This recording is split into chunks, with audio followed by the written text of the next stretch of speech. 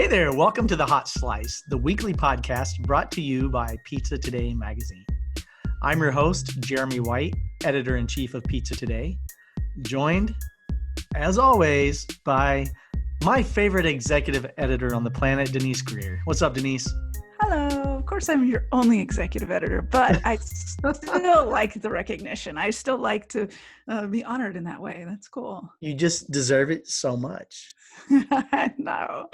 So, Denise, our guest today is John Cesarano. John's family owns King Umberto Pizza in Elmont, which is on Long Island in New York. Yes. John's family's been involved since, I don't know, I want to say the 80s. We'll ask John when we get him on. I believe it's dating back into the 1980s. And after John got out of college, he ended up kind of signing on, so to speak, as a partner, and now has ownership in the business as well.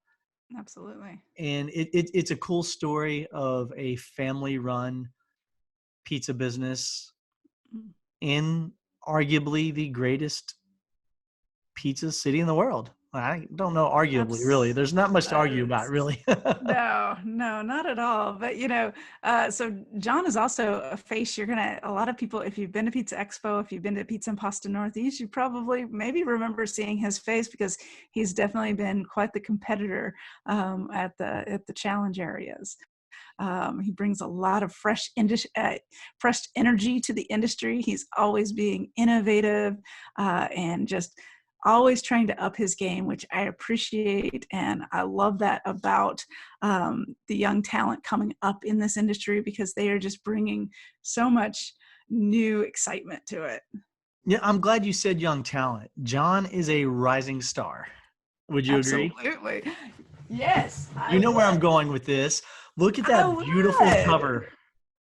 Absolutely. This is the cover of the June issue of Pizza Today magazine. For those of you watching, this will be in your hands very shortly. Absolutely. The cover pops, but inside the issue, we preview a number of the industry's rising stars. These are young go-getters who are bringing about change and just flat out awesomeness in the pizza industry.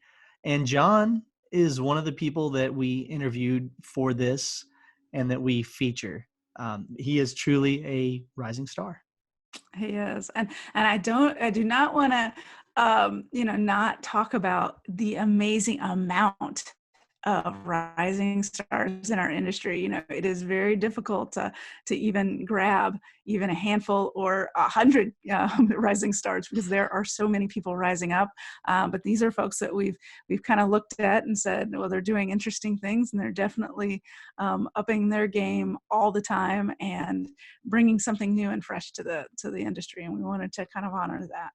Absolutely. And just like you said, there are so many. Whittling it down to a handful wasn't easy. I'm sure we left someone off, and that's not wasn't malicious. It's either maybe we just don't know about you, or maybe we were unable to get a hold of you prior to the deadline or something like that. And there are so many people worth honoring and mentioning that we will, over time, we'll get to in the magazine and on the Pizza Expo 365 platform and pizzatoday.com and all the offerings that we have.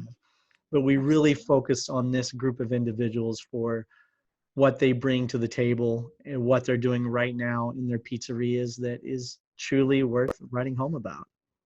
Absolutely. Well, I think we really want to dive right into John's story because second generation, he's got a lot of history. He's got a lot riding on him to be that next great operator. So I think we should jump right in. I agree. Let's get John on. Performance Food Service is proud to deliver high-quality products, innovative technology, and custom operational solutions to restaurants of all sizes across the country. The flagship division of Performance Food Group, with deep roots in the restaurant industry, Performance Food Service has been the exclusive distributor of the Roma family of brands for more than 65 years. This signature relationship has allowed Performance Food Service to become a leader in the pizza and Italian segment of food service nationwide. Your pizza is more than a craft, it's your legacy. Make it extraordinary with Bacio Exceptional Italian Pizza Cheese. Created by expert cheesemakers for a superior melt, endless stretch, and with its signature kiss of buffalo milk, a taste that is rich, creamy, and beyond compare. Build your legacy with monthly cash rewards and marketing support through the Bacio Gold Club. Schedule a demonstration at bacio.com/hotslice. Pizza is your legacy. Build it with Bacio. So John, you are in Elmont on Long Island, correct? Yes. And there are, how many King Umberto pizzerias are there? Just one. Just one. You're the only one. Yes. Okay, Yeah. cool.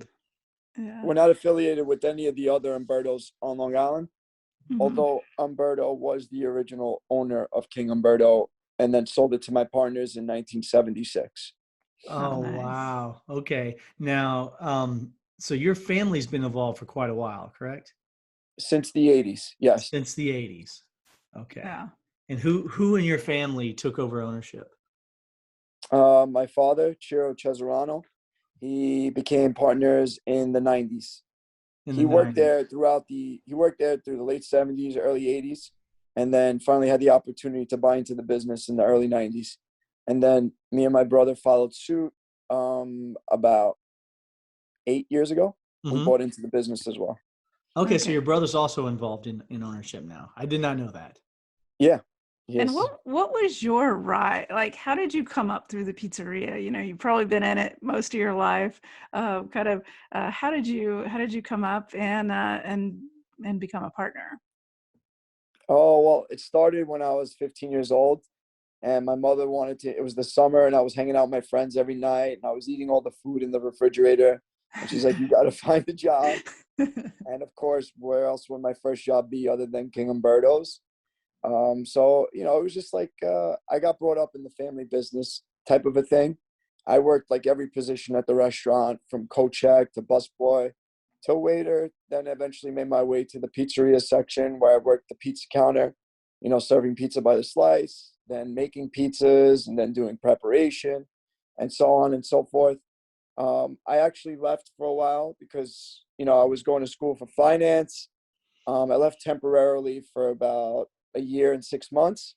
And then, the business was expanding and they asked me to come back, and I really wasn't fulfilled in my career in finance. And I always kind of missed the pizzeria side. So I had the opportunity to come back. And ever since then, I've been there, full time. Yeah. Nice. You probably brought a lot to King Umberto's with finance, with your finance background too, as well. Yeah, it definitely helped. You start looking at things from a different perspective once you work in an office setting. And, working with numbers every day, it helped, as well as, I also did an undergrad in marketing, which, I could definitely take the skills that I learned from my undergrad and all the undergrad courses I took in marketing and apply them to the business. And I still do to this day. So. Yeah. Yeah. Now, Johnny, that's a Scars Pizza shirt you're wearing, isn't it? Hell yes. That's my man. I'm a big fan of Scars Pizza, and I know Denise is as well. Oh, yes. We both stopped in there a handful of times before the pandemic shut down all before pizza times. travel. We're big fans of Scars and what he's doing there. So I take it that you've been into the city and had a slice or two there before. Yeah. Well, I mean, you guys know this more than me. Opening up against in Manhattan, when everything went from like Sparrows and the 99 cents and fast food pizza to all of a sudden people like Scar opening up this pizzeria on the Lower East Side, which I think changed the landscape and influenced so many other pizzerias to step up their game. And Long Island it's New York, obviously, but the city and Brooklyn and Queens and the boroughs is where like everything happens first, and it moves very fast. So in order to find influence and improve my product at King Umberto's, what I would do is on my days off, I would do my research and, find places like Scar and go there and try their pizza and be like, wow, this is really amazing. And again, how can I apply this to my business, make my product better, and at the end of the day, make my customers happier. So if it wasn't for Scar and a lot of other places in New York, I doubt you would have such a great renaissance of New York City and New York pizza in general. Now it's coming to Long Island now as well, where everybody's using different flours and experimenting more with their dough and, you know, doing more research and what they're actually serving to the customer. Mm-hmm. So, yeah. I would think that that learning, the ever learning mentality that you just described probably helps you out. I know that you like to compete. You take part in the International Pizza Challenge at times, at Pizza Expo, things like that. Are you competing this year? I haven't looked at the roster of competitors yet. No, unfortunately, I'm not. I'm not going to be able to attend this year. There's been an expansion going on at my pizzeria. Yeah. Where it's like all hands on deck. Yeah. And a lot of the labor force is still collecting unemployment, so they're not coming back to work yet. So we're kind of short-handed and short-staffed. So now I'm working more than ever. You know, just stepping away from more of the management owner position and just like getting back into, you know, making pies, helping service the counter, helping them make dough and all that kind of stuff. So it's been a little bit difficult, but you know what? It makes you appreciate the employees that are coming and showing up to work and working hard every day. And it just makes you appreciate what you have. How many employees do you have at King Umberto? Right now we have about 60. Okay. 60. That's between full-time and part-time. And would you describe that as short-staffed or normal for your business? It would be normal if we wouldn't have done the expansion in the back.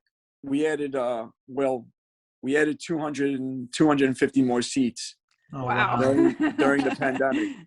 So right now we're trying to use the same staff, a little bit less actually, because again, a lot of the employees have yet to come back for whatever reason, and try to increase the volume, which could be difficult at times. So, you know, it's a good challenge. Yeah, it is. That's quite an expansion, Denise. 250 new mouths to feed at one time is substantial. We've been hearing people cut their dining rooms, and you guys went all out and expanded yours. How can you tell us a little bit about kind of doing that expansion? Because I know you stayed open, you're still operating. What was that like, trying to balance both an expansion and daily operations? It was discouraging at times. Yeah. We're like, what are we doing? But my oldest partner, who's been there since day one, his name is Rosario Fischetto. He's always been very bullish, and he's always been, you know, move forward, keep moving forward. If we get knocked down, we're going to fight back 100 times harder. So if it wasn't for him, like, he's our leader. So we looked up to him, and if he can do it, and he's in his 60s, and he was showing up to work, working hard every day, and he believed in the company still, and he believed in the product at King Umberto's, then why can't we? And we're like 30 years younger than him. So he's been a big influence on me and my brother and the whole King Umberto staff, because, you know, he's just, he's been great. And he, through his leadership and the way that he was dedicated to it, it's influenced and inspired us to keep pushing forward as well. That's awesome. That's that outstanding. So great. Yeah. Very inspirational for sure. You know, as a second generation operator, you've brought a lot of new energy and new excitement to the business. Can you kind of tell us a little bit about, you know, those things that you get excited about and that you've really kind of pushed to the forefront at King Umberto's? Of course, yeah. As a second generation owner, it's very difficult, especially when you walk into an establishment like King Umberto's. Yeah. I like to use sports analogies a lot. It's like after Michael Jordan retired, the Chicago Bulls were never the same. And I didn't want to be the Chicago Bulls after Michael Jordan left. I didn't want to go from winning 6 championships to not making the playoffs for the next 10 seasons. So, you know, a lot of people say, well, you've been blessed and, you know, you're walking into something that's already established. Sometimes that puts more pressure on you.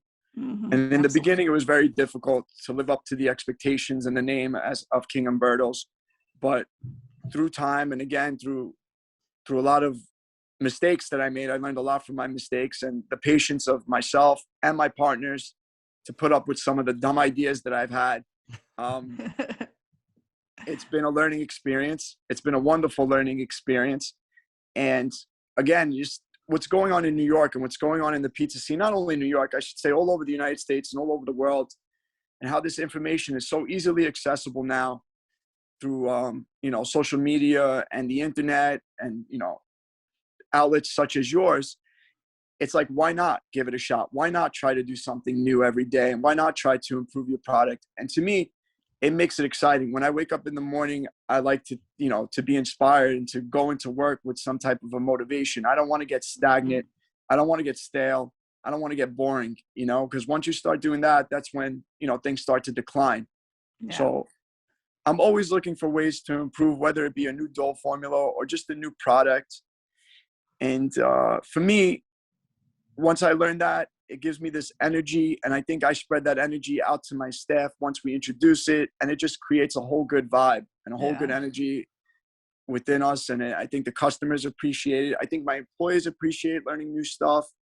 Mm-hmm. I think it keeps them on their toes. It keeps me on it keeps me on my toes, and it keeps King Umberto's fresh, It keeps that freshness that I think restaurants sometimes they lack. After being in business for so many years, especially a successful one, it's very easy to fall into the trap of, oh, okay, we don't need to do anything. We could just ride this out. Yeah. But I don't believe in that.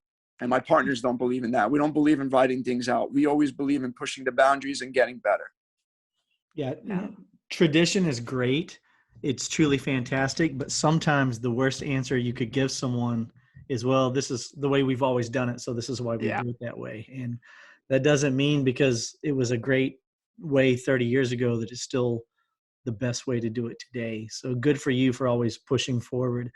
I want to hear about some of these what's the dumbest idea you had? You mentioned that you had some silly ideas that your partners would just kind of what's the absolute dumbest thing that John came up with for King Umberto? Dumb ideas that I had. I was giving out, well, first of all, it was a free slice sticker. It was like a slice reward sticker. Mm-hmm. Uh-oh. That was, somebody could duplicate it through a copy machine. So that was probably the dumbest one. Like 1 week we had like 100 new kids coming in there for a free slice of pizza. I'm like, oh my God, what did I do? I was like, I've never seen these people before in my life. They definitely didn't get this here. It was like a rewards program that I tried to create. Yeah. New really marketing though. Idea. Yeah. You know how hard it is to get a new customer? There you go. You've got new customers by them faking the but hopefully they came back. Yeah, you kind of have to respect that. Growing up in the Napster age where you used to download free music all the time and always try to scheme, you had to respect it. You had to respect the hustle that these kids were doing. Yeah, the player recognizes the player, huh? Is that what you're saying? Exactly. Yeah, game recognizes game. Exactly. So how many of those kids, after they got their free slice, ended up coming back and becoming customers? Quite a few. Yeah. See, there you go. Then it worked. It wasn't a failure. It was awesome.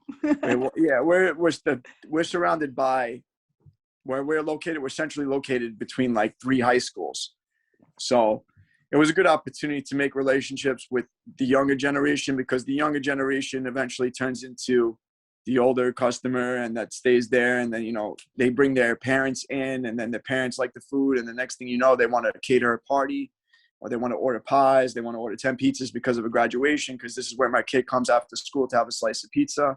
And it has meaning, pizza has meaning. So we try to establish relationships with the younger generation.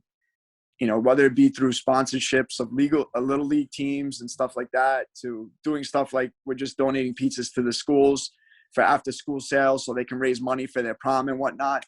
We love doing stuff like that. So it didn't end up being the worst idea I had. I think I had a lot more worse ideas as far as like, I was always focused on trying to create new products and just focusing on toppings, like an avocado slice. And it just, I've never had an avocado slice, I don't think. Yeah, I don't think you want to. At least not mine. I don't know about anybody else's, but you definitely didn't want to try mine. That kind of stuff. Did you cook the avocado? Was it cooked avocado? It wasn't. Okay, it was not. Good. It was like an avocado. It was like an avocado salad slice. Oh, okay. That's a California Cobb, right? California Cobb pizza. That's what it sounds like. So it might have been. I didn't know what it was, and it lasted like a day, and that was it. That's awesome. Wow. What do you think is the best thing you brought? just knocked it out of the park? You know, I've seen your pizzas at the show, at the competitions, and it's like drool worthy. Look at that. You know, what's something you've brought to the table at the restaurant that just went over like gangbusters? Didn't go over like gangbusters at first, but I want to say the Roman style, the pizza metro, has really caught on over the past few years. That when I, you know, after learning from my mistakes and realizing that you don't always have to do something different with toppings, you can also do something different with dough. And taking the time out to go to other pizzerias such as Scars. I studied at 2 weeks at Castel with Roberto Caporuscio, and I learned about different flours, different hydrations, and all that stuff. It brought new light to me, which I tried to, you know, bring to King Umberto's. And I think the one idea that I had that was a home run is the Roman style, the pizza metro that we do. Do you feel like it's becoming, because we've kind of seen that, you know, we saw it with Detroit, we've seen it with a couple of other styles, but I feel like Roman is on its upward trajectory to kind of be that next big style. Do you kind of get that sense, or do you feel like it's still kind of regionally in pockets? It's getting there. It's getting there. I think even if they don't consider it Roman, I think a lot of the new square slices you see, like the highly hydrated, they're Roman influence. Yeah. So like now you might see a Sicilian, what someone might call like a square slice, and you could tell that that's definitely more than 70% hydration, or that's definitely using a pre-ferment, or you're not using just a regular flour for that. So I think you might see more of the Roman influence than you'll see of the Roman pizzas. That makes sense. Yeah. Now, what's it take to bring a Roman style to your menu? You know, that's adding probably a whole new dough, a whole new procedures. You know, what does it take to add the Roman style into the mix? Hard work, dedication, and just constantly just like believing that this can work. That's what it took. Really, that's all it came down to. A lot of late night phone calls with a lot of my pizza peers who I'm like thankful to have in my life. People like John Arena, Miguel D'Amelio, Massimo from Linda Street, people that I was calling at 1 o'clock, 2 o'clock in the morning after throwing out 2 dough batches. You know, like, what did I do wrong? What should I do? Is what I'm doing right? That kind of stuff. That's what it takes. And just giving out some of it to, I had to not beg people to try it, but, you know, you come in, you order a regular pie. Oh, here, try a slice of the Roman, you know, tell me what you think type of a situation. And then it just got into the right hands of the right people. It got some press behind it. And then the rest was history. Now it's one of the most popular selling pizza items that we have on the menu. Oh, that's awesome. Outstanding. That's great. Hey, John, you probably haven't seen this yet because it just got to my house today, but this is the June issue of Pizza Today. And I don't know if you can see your name here on the cover. Holy shit. Rising stars in the pizza industry. Yeah, man. Flip one through the page. Congratulations. Oh my God. 48.